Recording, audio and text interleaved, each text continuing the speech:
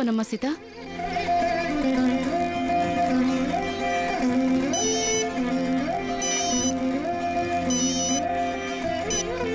Hello granny, ఎక్కడున్నావురా నాన్న?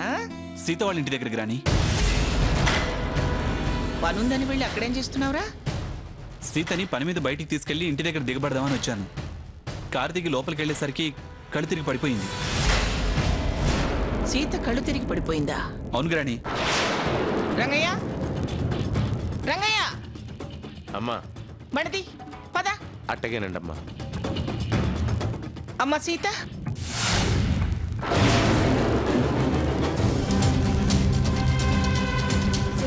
ఎలా ఉన్నావు తల్లి? నీరసమో దిష్టో ఇప్పుడు కోలుకుంది.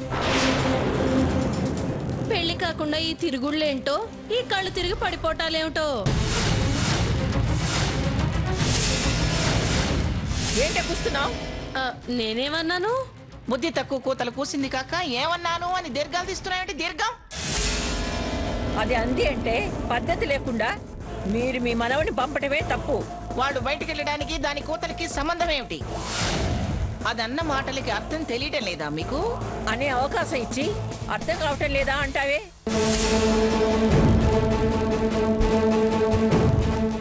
అది ఎదురుగా అంది కాబట్టి బుద్ధి చెప్పాం. ఇదే చాటుగా అంటే ఏం చేస్తాం? చాటు మాటుగా ఎవరు అనరు. వాళ్ళు నిప్పులాంటి మనుషులు. ఇలా గోడ మీద పిల్లిలా మాట్లాడే వాళ్ళే బుద్ధి జ్ఞానం లేకుండా మాట్లాడతారు. ఏమమ్మా పేరెంటాళ్ళు, ఇరుగు పొరుగు అంటే కుడిచే కడంచేయిలా మంచికి చెడుకి ఆసరాగా ఉండాలి. అంతేగాని ఇలా పుల్లకూరి మాట్లాడరు.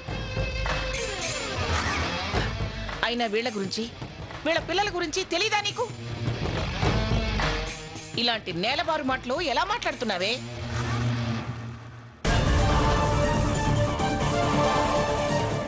ఈ కుటుంబంలోని వ్యక్తుల గుణగణాల గురించి వంక పెట్టే వీల్లేదు.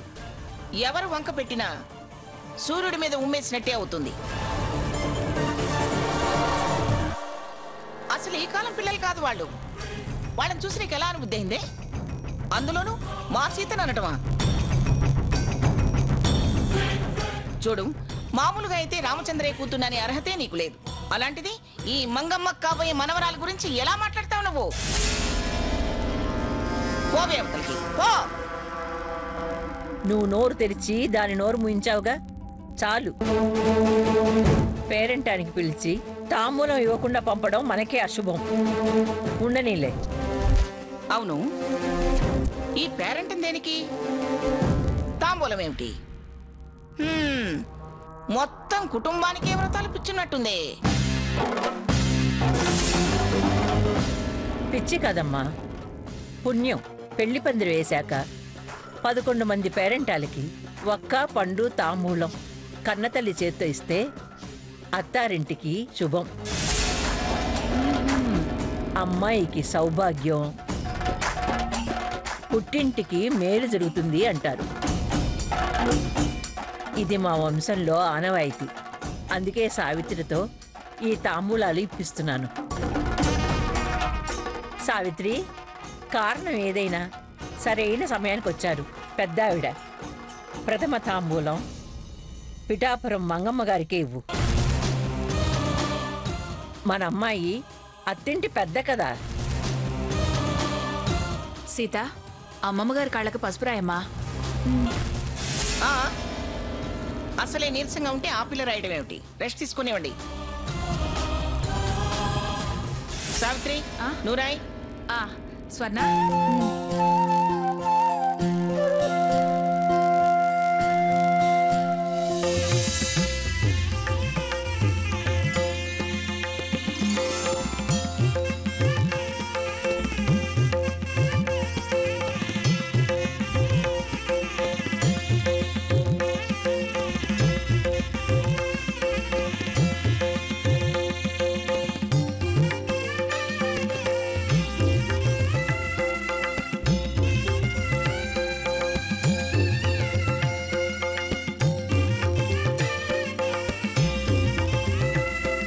దీర్ఘ సుమంగళి భవ.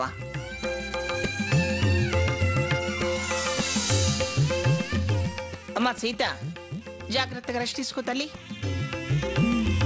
నాన్న సాకేత్, పదరా వెళదాం. వెళ్ళొస్తాం పిన్ని గారు. అలాగే కూతురా.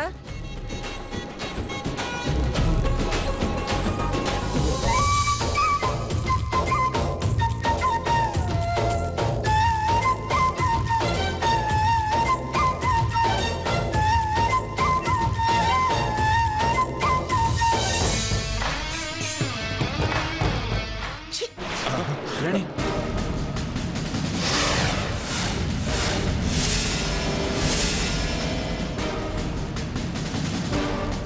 ఏమైంది మంగా? చాదస్తపు మనుషులు, చాదస్తపు వేషాలు. ముందు పిలవలేదు కానీ వెళ్ళాక ఒక్క చెక్క తాంబూలమని చేతిలో పెట్టారు. పసుపు కుంకాలని కాదనలేకపోయాను. ఆ కొత్త శాల్తీ దిగబడిందిగా, ఒట్టి జిత్తులు మారి శిఖండిలా ఉంది. కాదనకుండా ఇరికించేస్తుంది నన్ను. ఏదో జరిగింది, లేకపోతే ఇంత ధుమధుమలాడదు. మొత్తానికి ఇంతకాలానికి ఓ సమవుజ్జి దొరికింది. అత్తయ్య, ఏమిటి? ఏం లేదు. ఏమైంది అలా ఉన్నారు?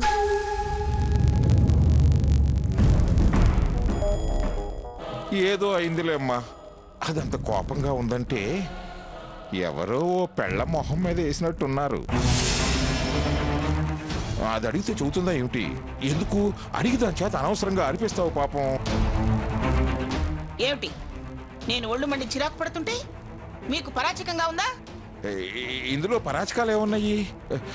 నువ్వు చిరాగ్గా ఉన్నావనేగా నేను అంటుంది. మీరెందుకన్నారో ఎలా అన్నారో తెలియందాన్ని కాదు నేను. ముందు ఓదార్చి వెనకాల వెక్కిరించే మనుషులు మీరు. చేసిన పరామర్శ, అడిగిన ప్రశ్నలు చాలు, వెళ్ళండి. అసలు ఏమైందమ్మా? లక్ష్మి అడిగింది, నన్ను దులిపింది. మళ్ళీ నువ్వెందుకు అడగటం?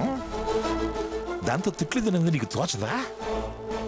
అయిందానికి కాని దానికి తిట్టడానికి నాకేం పిచ్చెక్కలేదు. నన్ను అనిపించి పిచ్చెక్కించకండి.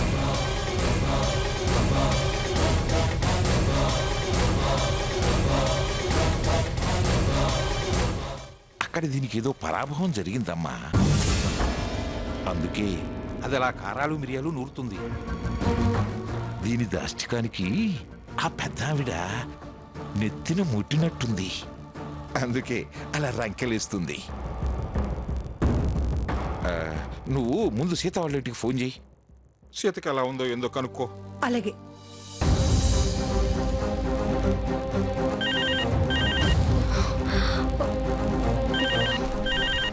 సాకేత్ అయి ఉంటాడు.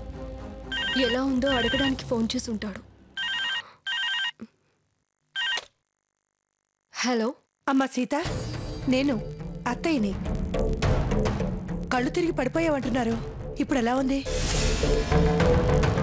బాగానే ఉండుంటుంది.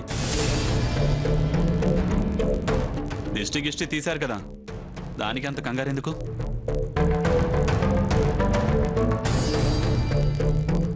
అమ్మా, లంచ్. నువ్వు వెళ్ళి కూర్చో, నేను వస్తా. ఏమ్మా, ఎలా ఉంది? పర్వాలేదు అత్తయ్య, బానే ఉంది. ఎందుకలా అయింది? వీక్నెస్ అత్తయ్య, అంతే. మీరేం కంగారు పడకండి అత్తయ్య, నేను బాగానే ఉన్నాను. సరే, నువ్వు బాగా రెస్ట్ తీసుకో. ఉంటాను. మంచిదత్తయ్య.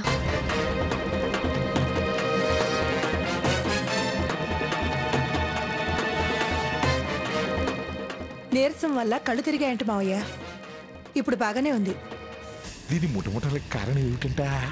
ఇప్పుడు అడిగితే బాగుండదని అడగలేదు. అది నిజమేలే, తర్వాత ఎప్పుడైనా తెలుస్తుంది. వాడు డైనింగ్ టేబుల్ దగ్గరికి వెళ్ళాడు. ఏం కావాలో చూడమ్మా.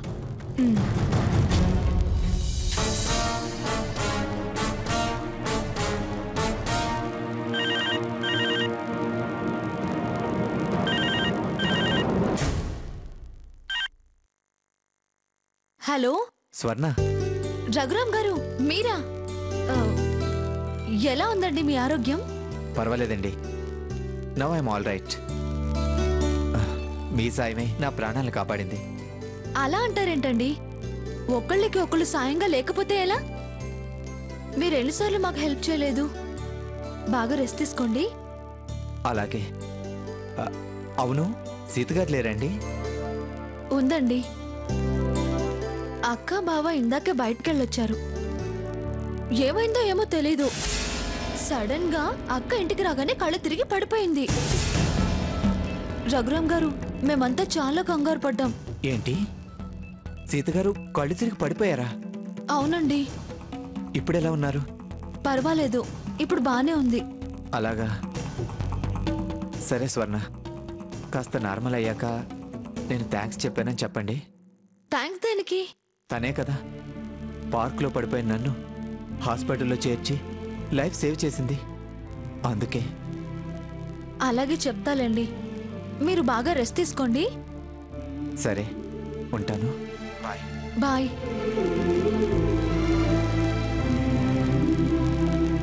ఒక్కసారి సీతగారిని చూడాలనిపిస్తుంది, కానీ ఎలా?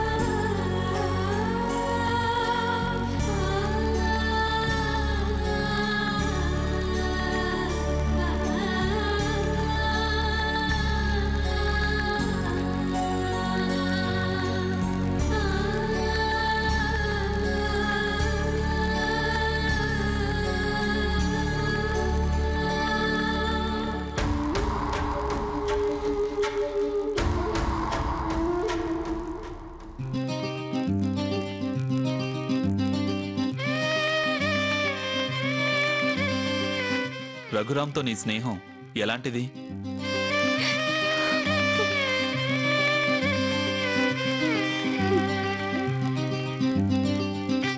నువ్వు క్లియర్గానే ఉండొచ్చు, అతని మనసులో ఏదన్నా లేదు. అంత ఖచ్చితంగా ఎలా చెప్తావు? నాకు బాగా తెలుసు కాబట్టి. మరి మొన్న మరి మొన్న మరి మొన్న మరి మొన్న మరి మొన్న మరి మొన్న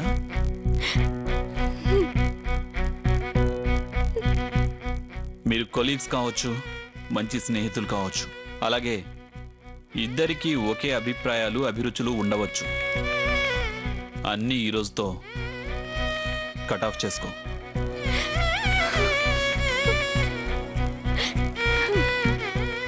నేను తప్ప ఆమెతో మరో మగాడి స్నేహం ఓ మొగుడిగా మగాడిగా నేను అంగీకరించను.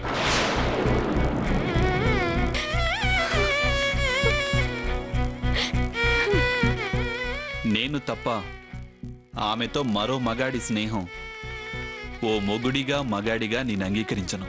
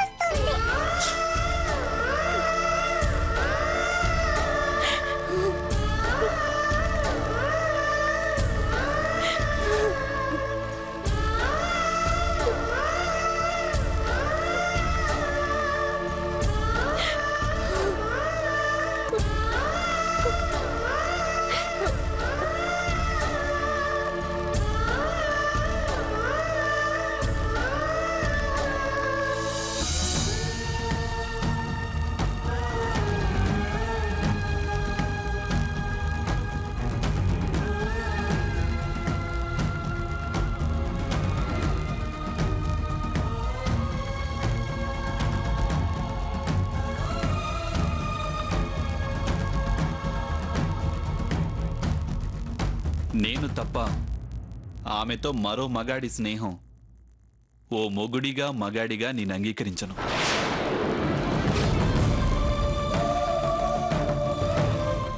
ఆమె గురించిన ఆలోచనలకి ఫుల్ స్టాప్ పెట్టు. ఓకే?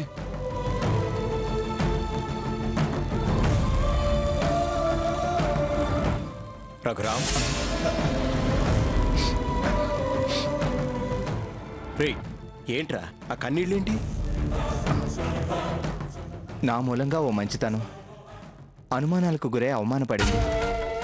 ఆత్మాభిమానం మూర్ఖత్వం వల్ల నలిగిపోతుంది. ఆ మంచిని మళ్ళీ ఎలా బతికించాలి? అపార్థాల్ని ఎలా తొలగించాలి? ఎలాంటి తప్పు, ఏ తప్పు జరగలేదని ఎలా నిరూపించాలా అని ఆలోచిస్తున్నాను. నేను చేసిన ఒకే ఒక్క పొరపాటు మరో జీవితాన్ని జీవితకాలం వేధిస్తుందేమోనని భయపడుతున్నాను. బాధగా ఉందిరా. రే నీకేమన్నా పిచ్చా? నువ్వు ఉన్న పరిస్థితి ఏంటి? ఆలోచించేదేంటి?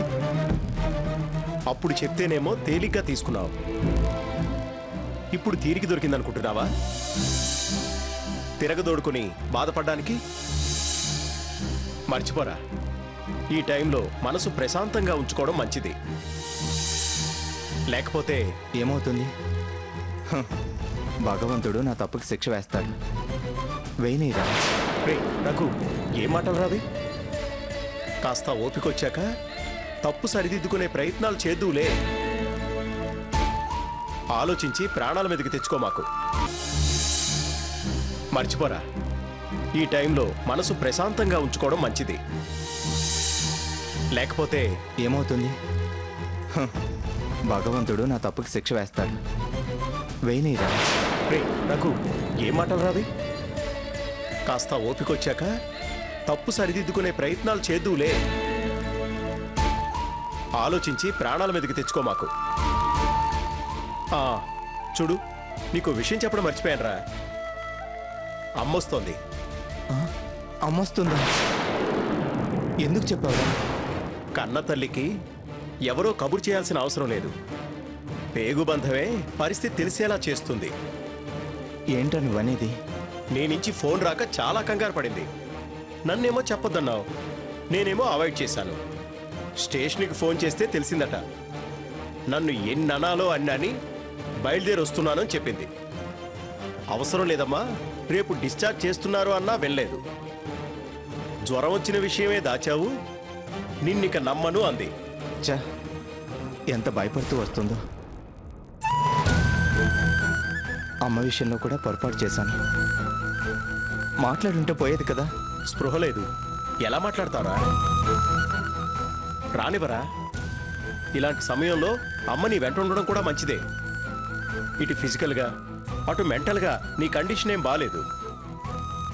నీ మాటలు వింటుంటే ధైర్యం చెప్పే ధైర్యం నాకు రావడం లేదురా.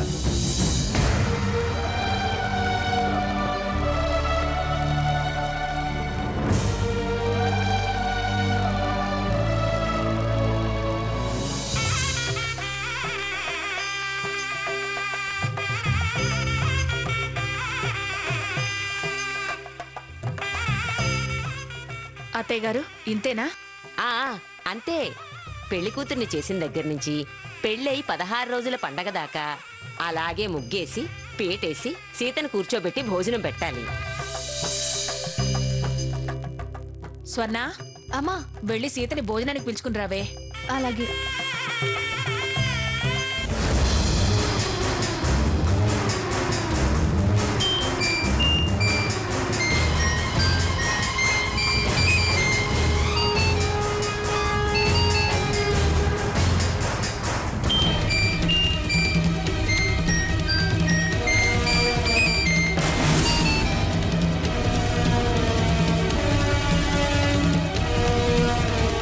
ఏడిస్తే ఓడిందాని అవుతావు, గెలిచి చూపించాలి. ఏంటి నాన్నమ్మ నువ్వనేది? నీకు దగ్గరగా ఎవరినీ సహించలేడు అంటే అది ప్రేమేగా.